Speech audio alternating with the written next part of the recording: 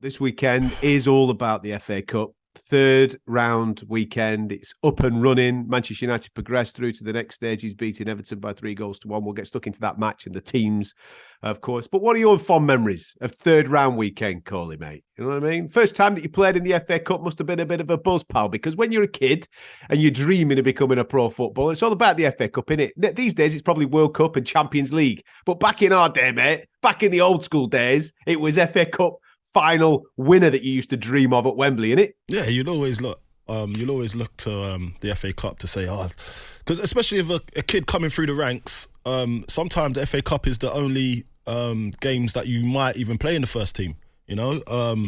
But the manager might give you a little cameo here and there. Do you know what I mean? Just to like wet your beak a little bit to get back into, you know what I'm saying, to get some first team action. So it's the FA Cup and the League Cup. That's what that was for the big clubs. That's what it was used for.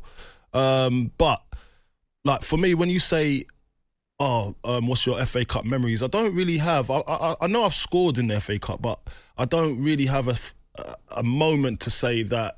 That's a defining moment, and that's why I've always wanted to play in the FA Cup. It's just that I was just happy to be out there, geez. Any game time I could have was the time for me to just be grateful that I'm getting this time and that I've made it as a pro. And the FA Cup, to play in it, all my mates were always buzzing the FA Cups, the finals. I think my first ever game going to watch an FA Cup was actually, my first ever game going to a game was an FA Cup final. It was unbelievable. I remember Chelsea. Yeah, it was a debut at Wembley. It was brilliant. It was brilliant, and I can't believe that was my first ever game, and I done it in style, didn't I? It was Chelsea v Middlesbrough. What a game to go and watch. Have you? That's the Di Matteo final, isn't it? Of course. Yeah. Have you ever been on the wrong end of a giant killing in the FA Cup? Oh. Probably, yeah. I've probably forgotten about it because I put it right in the back of my memory. You have to erase it. But no, nothing that sticks out to me. I can't. Listen, I keep on saying I can't remember what happened yesterday, let alone 10 years or 15, 20 years ago. But I would say giant killings always. That's the beauty of the FA Cup, isn't it? Like it's what keeps everybody interested in it. Oh, they're playing. Chelsea are playing Stockport, or West Ham are playing Sheffield Wednesday. Do you know what I mean? They're going to beat West Ham. Or there's always that little like banter that goes with it as well, because you don't want to be getting knocked out in the early stages. You just don't want that, because the banter that comes with that as a fan, as a player even, and if you're the player on the receiving end of getting giant killed, you are definitely going to get some feedback from your fans. That's one thing I used to hate. I used to hate, like, especially because, you know, when you're a bigger team and you go into, they say, the minnows, and then you're out on the field and you just feel the pressure, the heap of pressure and expectation on your shoulders, and you know the other team, they're not as good as you, but what they're going to try so hard to upset you, to get underneath your skin. They're going to try, and all the dark arts come out, and they just want to leave a bit on you. That. You know what I mean? Yeah. They're not going to make it easy for you. If you don't match that, it doesn't matter how good you are. If you don't match that intensity, you will not win the game. Or you might win it, but you might shave it. You know what I mean? But you're not going to win comfortably.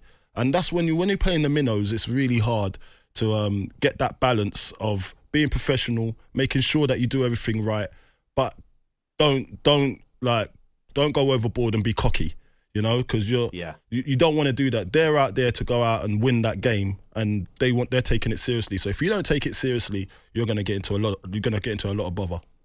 I love this stage of the FA Cup. I love it especially when you've got Champions League winners, World Cup winners, Premier League winners, and they're going to a non-league ground, getting changed in those small dressing rooms. Conveniently that weekend, the hot water has run out, so you've only got cold water in the dressing room. I've been on the receiving. Yeah, that's what we like to see. You know what I mean? The pitch has got it's just sand. Mate, you're playing on sand. I can't remember. I'm not going to name the team. Yeah, I'm not going to name. There's no need for it. I love it. But this is what happened to us one time. Like we've gone to a game, and it was obviously we're playing a smaller team, so we go there, and I wanted to go toilet, right? Just obviously, like, so I get nervous. I want to go and clean, like, empty the bowels. Sort yourself out. Yeah, sort exactly. myself out. Ready. Yeah. And I go to the toilet, mate. And there was someone's just left a big fat turd in there. Like, and I'm thinking, all right, first, so there's 3 cubicles, right? 3 cubicles. I'm thinking, all right, cool. Someone's just forgotten to flush, so I'll flush it for them, bosh. And then it's cool. Like that picture in my mind, it's already off-putting anyway, but I'll go to the other one because I don't want to be mixing turds. Yeah. So what I do, I go to the other one. There's another one in there. Like a big turd in there, but a different texture and colour. Then we go to so I go to the third one, and there's another one. Geezer, I was like, nah, this is a setup. They are absolutely having us off. Like, you got to look at it and thinking, do you know what? I didn't get it at the time, but these are the little bits and bobs of and the banter and trying to put us off our game just to make us feel uncomfortable. And it was cold as well. And the heating weren't working. It was just, you could see your breath in the air as you're breathing. In the changing room. You could see this in the changing room. Come on, man. Come on. Give us something. Oh, that is the greatest story you've ever told on the radio, mate. Absolute belter. Oh, belter. The turds. The turd story. Oh, no.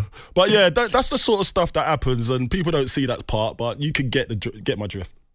Absolutely. And I'm sure there'll be plenty of that going on this weekend, and rightfully so, because that's what the third round of the FA Cup is all about. Listen, we've just witnessed Manchester United beating Everton. I've got a few thoughts on that game coming up for you in a minute. If you are pouring out of that game, if you're a United fan, I've no doubt you've got a bit of a spring in your step. Not at your brilliant best tonight, if we're really honest, given recent form. But listen, 5 wins out of 5 since the restart. Absolutely flying, Ten Hag's boys. A lot of optimism going into the back end of this season. From an Everton point of view, wow, I've got loads to say. Absolutely tons to talk about, and it's not good stuff. And we'll get stuck into that in a minute. So if you do you think, but I felt they'd done okay today. It wasn't. Yeah, there's effort there. Yeah, mate. This is this. Okay, I'll give you a glimpse of what I'm going to talk about in the next 10 minutes, and I want to get Everton fans' thoughts on this. 03717223344. There's lots of endeavour. There's lots of running around. Huffing and puffing. There's lots of huffing and puffing Everton.